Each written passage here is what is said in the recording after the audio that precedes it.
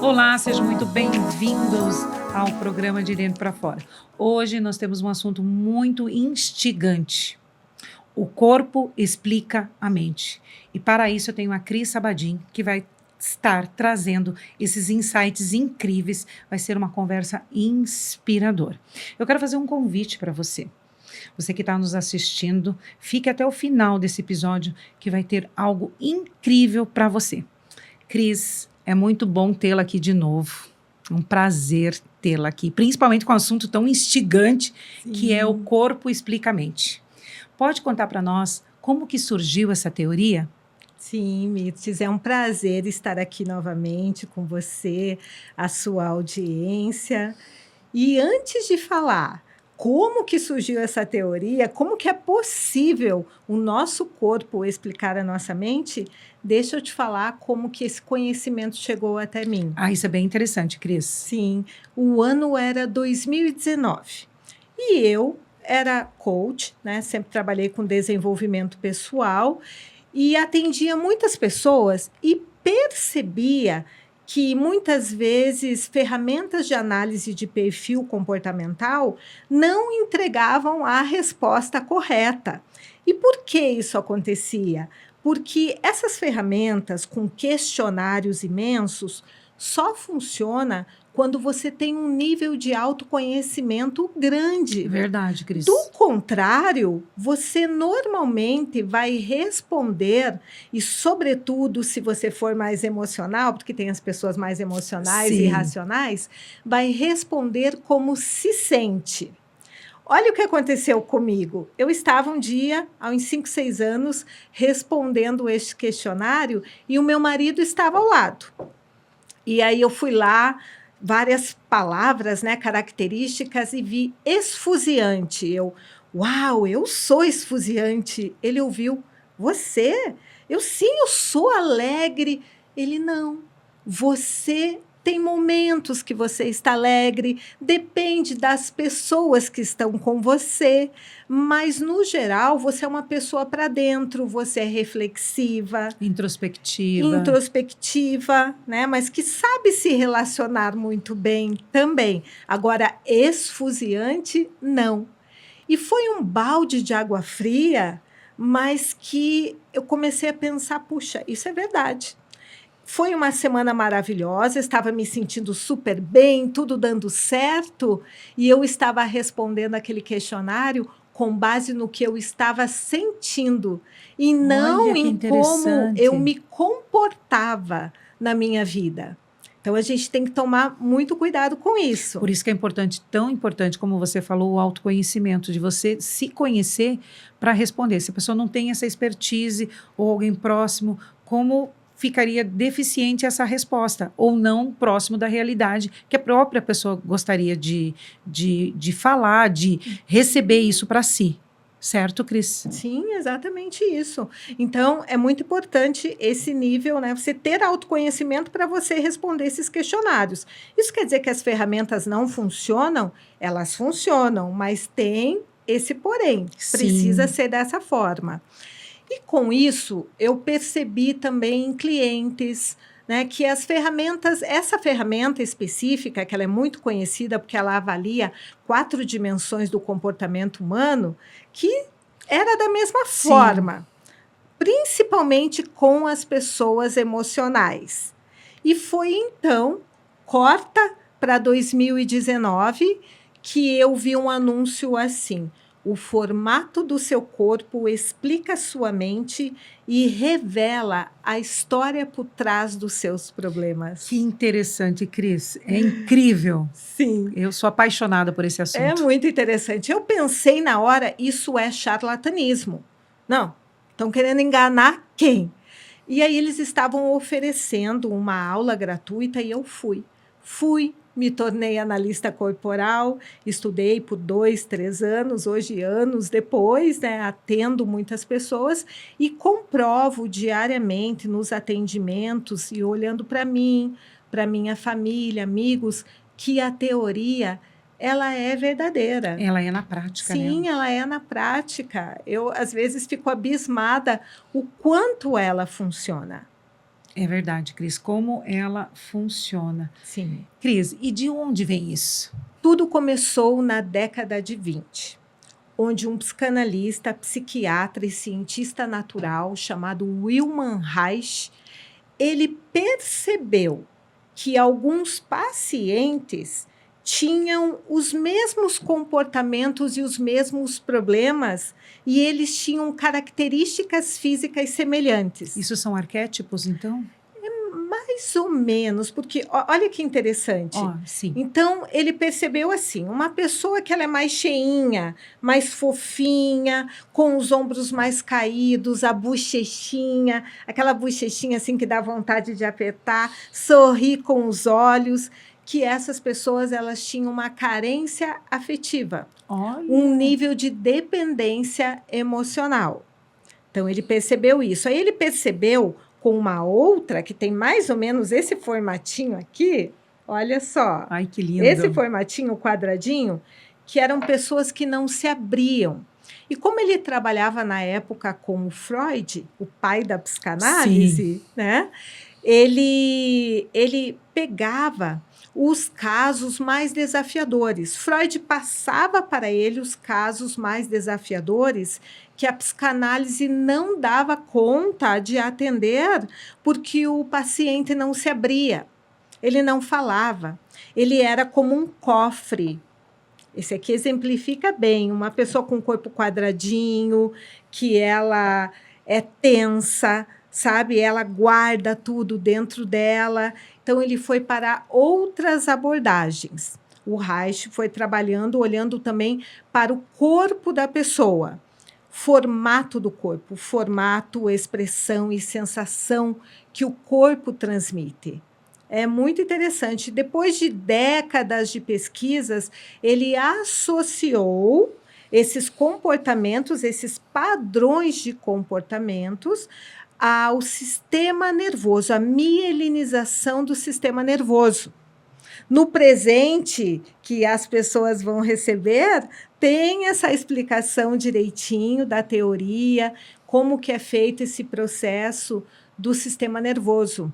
Aproveitando, Cris, sim, para as nossas ouvintes, nós temos um presente especial para vocês. Para quem ficar até o final e guardar a palavra-chave que nós vamos falar, nós vamos deixar as instruções na descrição do vídeo. Nós vamos explicar certinho para vocês as informações para você ganhar o quê? O e-book da Cris falando sobre esses assuntos. Olha só que interessante. Esse e-book aqui pode ser seu. É só você seguir a descrição no vídeo. Daqui a pouquinho nós vamos falar a palavra-chave para você gravar. Cris, pode continuar, por favor? Sim, porque esse book eu explico, falo de fenótipo, falo da genética, o quanto interfere, epigenética, sistema límbico, que não cabe aqui agora, mas é uma teoria que ela é bem assim construída, de forma que quando nós nascemos, nós já temos bilhões de neurônios, mas muitos deles, os caminhos neurais, ainda não foram revestidos. Essas trilhas neurais, elas serão revestidas por uma capa chamada capa de mielina, que é uma capa de gordura, nos sinais mais utilizados. Os sinais, os caminhos neurais que nós percorremos na primeira infância. E acho que para ficar mais claro o que são caminhos neurais, Sim. Vou explicar de uma forma muito simples.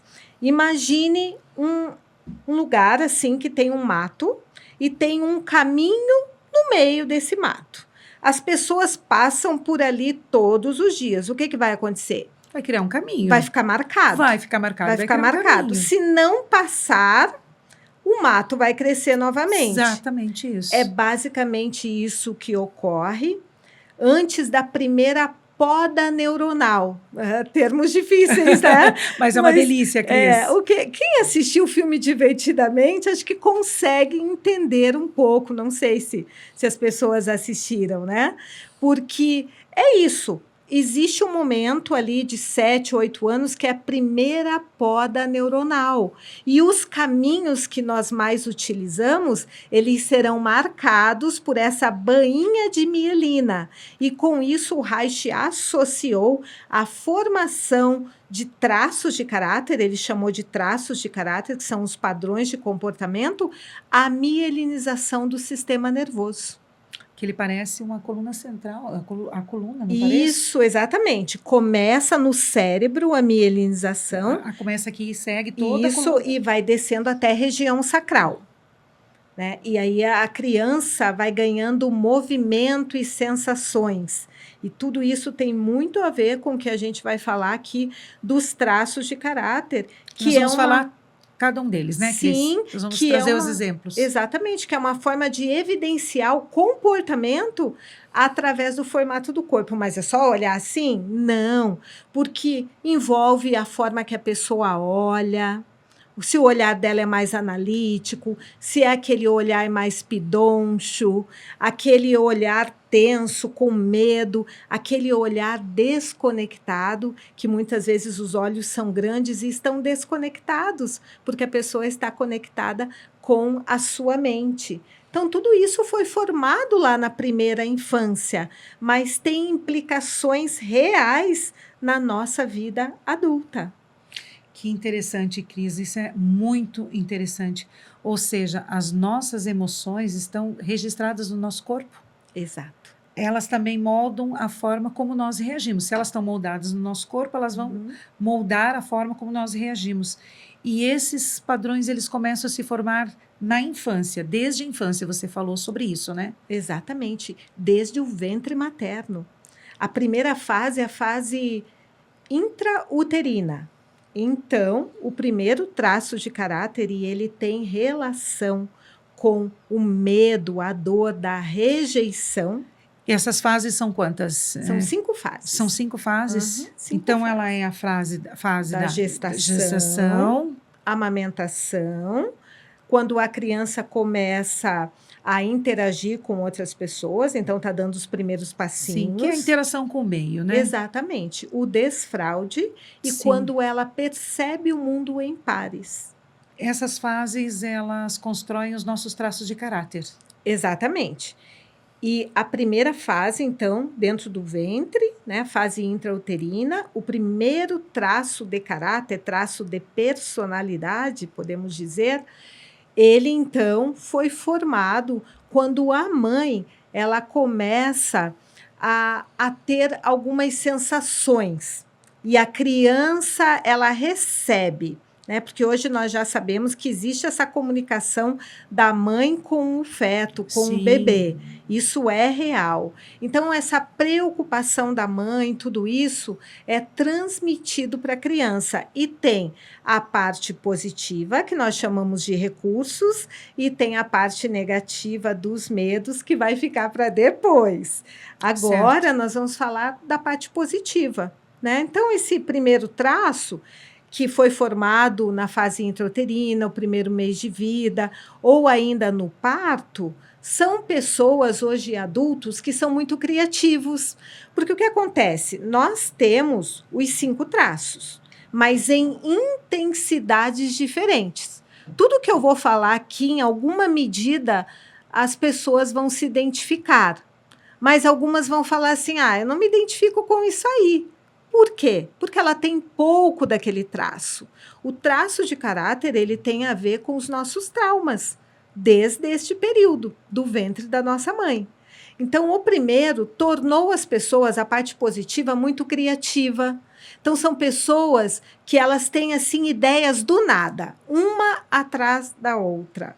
E todos nós temos esses traços. E todos temos, mas em proporções diferentes. Totalmente diferentes. Diferentes, né, que eu Cris? analiso através de um gráfico. E essa interação é conosco, com os outros. Cris, vamos começar de falar sobre os 5 traços? Sim. Que é o esquizoide. Isso. Eu não costumo muito usar a nomenclatura científica porque os nomes assustam. Assustam. Mas foram criados pelo Reich. Então, o esquizoide ou criativo.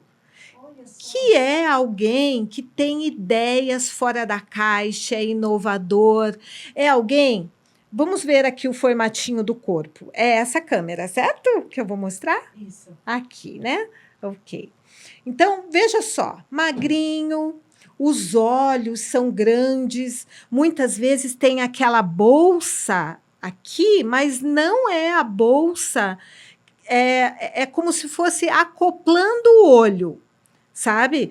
Nesse bonequinho dá para ver que ele tem um olho grande e ele tem como se fosse uma bolsa ao redor dele. E normalmente eu não trouxe aqui, mas os olhos, eles estão desconectados. São pessoas que olham muito para cima, assim como eu estou fazendo, que eu estou construindo meu raciocínio, e eu tenho bastantinho desse traço. Então, são pessoas magras, elas têm muitas pontas, normalmente elas usam óculos, elas gostam de barreiras. O óculos é uma barreira de proteção. Elas não querem contato com o mundo externo. Elas criam um mundo em suas cabeças e vivem nesse mundo, e por isso são extremamente criativas. O desafio é tangibilizar o que está na mente para o agora. Então, elas têm muitos projetos, ideias, são pessoas que elas dormem assim, ai, amanhã eu vou fazer tal coisa. Acorda, aquela ideia já se tornou obsoleta. É dessa forma. Nossa, Cris, eu tô falando, olha só, porque é tão interessante esses traços de personalidade, você vai pensando num, vai pensando no outro, e mesmo a pessoa mais cheinha pode ter um pouquinho desse traço também. Sim, também. Eu, por exemplo, tenho a mistura de 3 aqui, você também tem essa misturinha, Ai, né? meu Deus, tem sim. Então vamos para o segundo, Para o segundo traço. que é o oral, o comunicador. Isso mesmo, o comunicador. É isso, é esse aqui, né? Redondinho, pode ser assim uma pessoa mais cheinha, pode ser uma pessoa mais cheinha, mas pode também ser uma pessoa magrinha, só que esse magrinho não é cheio de pontas como o outro. É um magrinho que escorre, sabe? Um magrinho assim que às vezes até o ombro da pessoa é escorrido e que você tem vontade de pegar aquela pessoa no colo, que parece que ela está sem energia. E pode ser bem fofinha, bem esfuziante. Aqui estão as pessoas que são alegres, esfuziantes, são comunicativas, elas são sensíveis, empáticas, acolhedoras, elas extraem o melhor do outro, elas buscam conexões verdadeiras, genuínas. Este traço, no filme Divertidamente, é exemplificado. A alegria, ela não queria que a tristeza, que é o nome do personagem, tocasse no controle, né? Mas foi quando ela tocou que tudo aconteceu, porque alegria e tristeza estão misturadas. Então, aqui tem muitas emoções. Muitas emoções. São pessoas que choram do nada, que podem estar no meio de uma reunião e sentir a voz, sabe? Já embargou e querem chorar e depois se culpam. Mas são pessoas. Este aqui é a nossa parte criança. As necessidades deste traço de caráter é dormir bem, comer bem, estar agasalhado, com roupa confortável. É a nossa parte que gosta do conforto. Mas tem uma outra parte ali que gosta de elegância. Então, em nós, mulheres, há uma briga gigante com isso. Quem tem esse traço mais. Esse traço é desenvolvido em qual fase? Este aqui na fase da amamentação.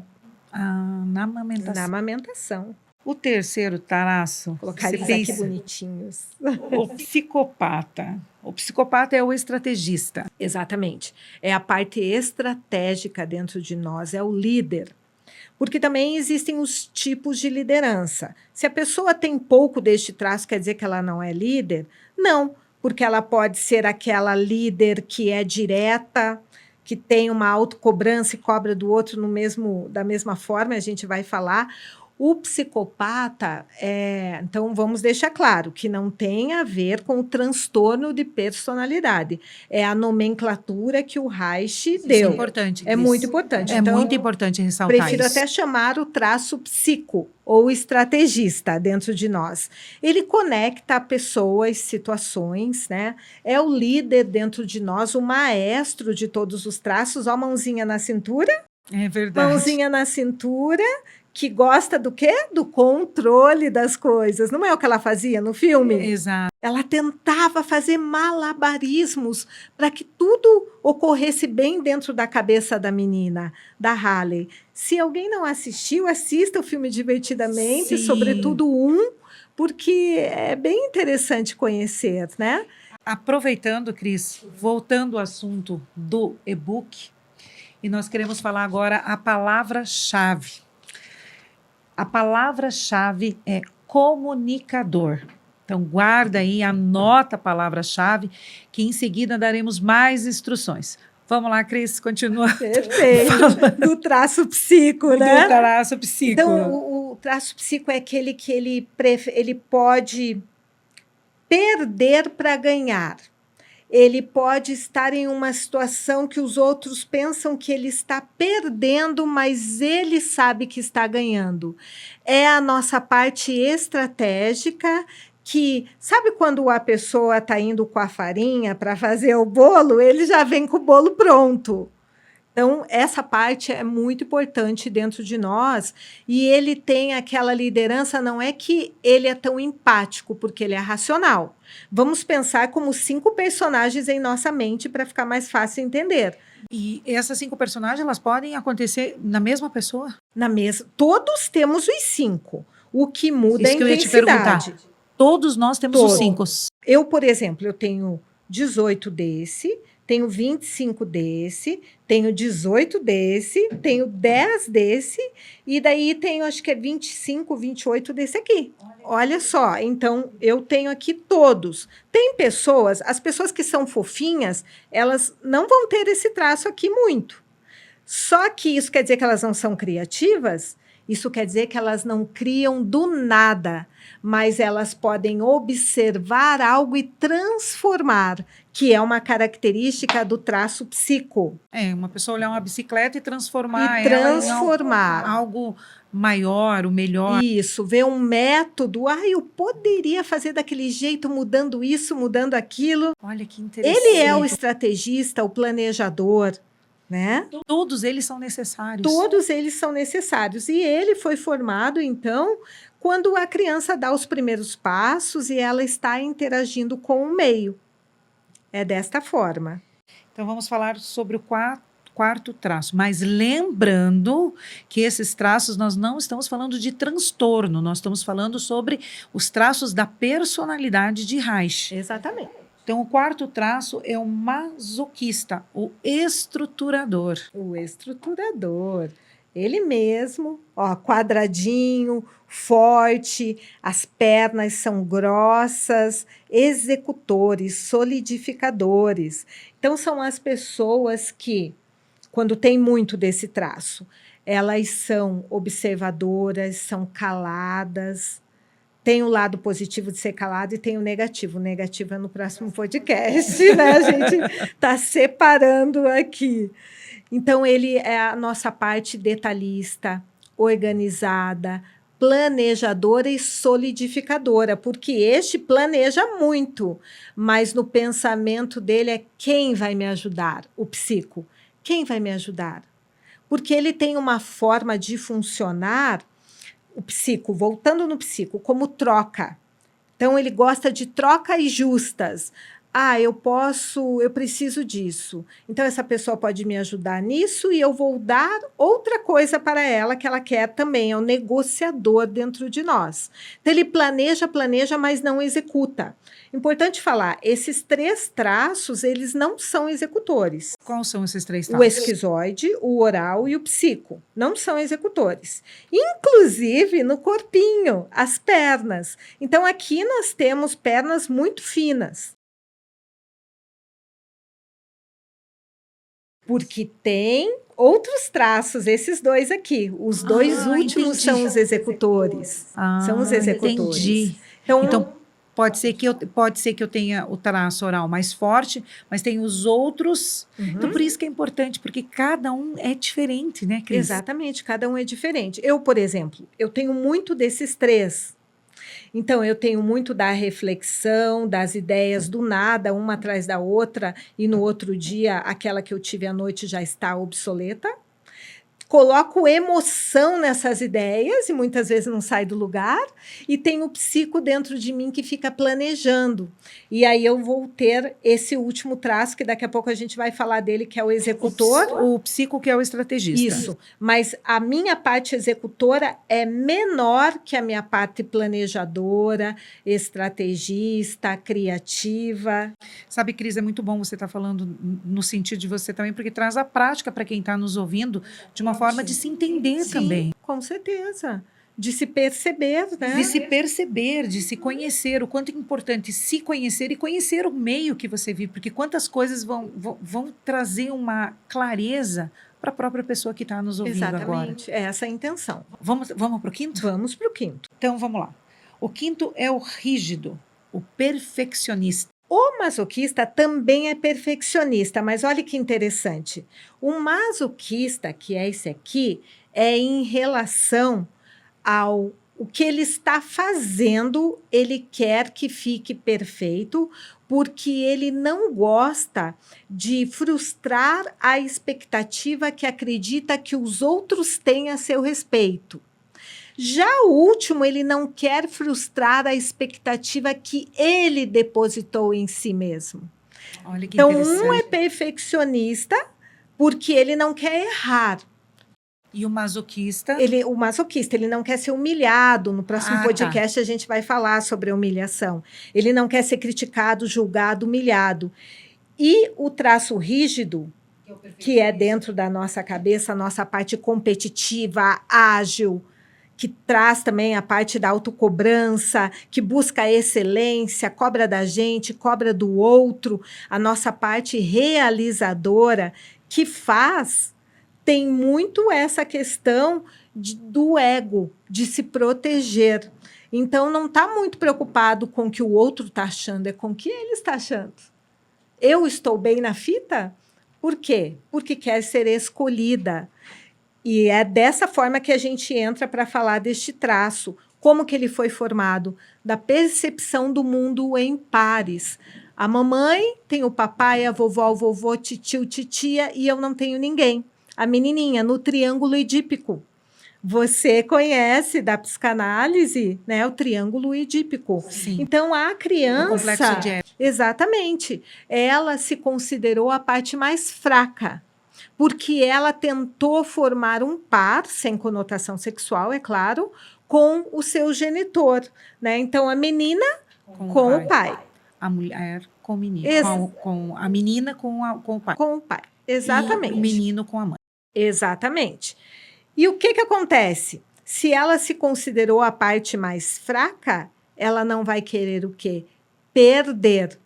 E para não perder, se torna competitiva, ágil, né? Aquela pessoa que tem muita vitalidade no corpo, energia de vida mesmo, né? A gente está vendo que esse é quadradinho. Essa pessoa aqui é cheia de curvas. Ela tem a musculatura delineada, você vê muito nas academias por aí. Nossa, que interessante. Todos temos. Mas se nós vemos aquele corpo, vamos pensar no corpo de uma mulher, tudo no lugar, tudo certinho, na proporção certa, ela é uma pessoa que vai sofrer muito com a autocobrança e ela vai buscar essa excelência a todo custo, sabe? Ela se cobra muito, mas é a pessoa que entrega a excelência, só que a régua é muito alta. E o problema é que quem tem a régua muito alta para si, aponta essa régua para o outro. Que interessante. Cris, muito interessantes esses traços, essas características nos ajudam a ter uma noção de como lidar com as situações, com as circunstâncias do nosso dia a dia. Cris, antes de irmos para a pergunta final, vamos tirar a nossa foto para as nossas ouvintes, fazer o print para, para ganharem o e-book? Sim, vamos lá? Vamos lá. Vamos lá.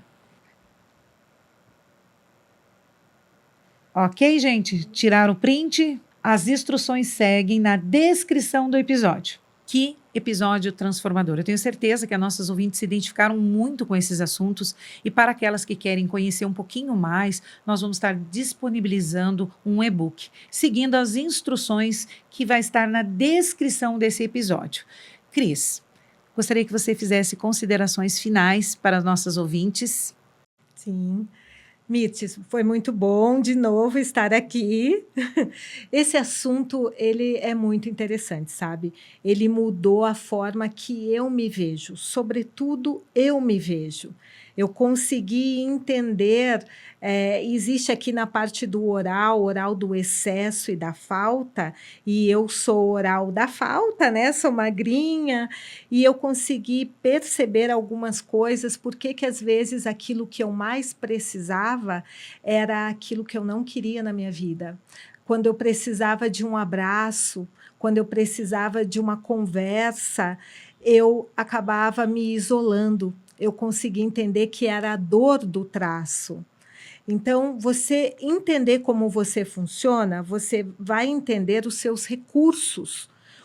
Puxa, o recurso aqui do oral, no caso, a comunicação, mas existe o lado negativo.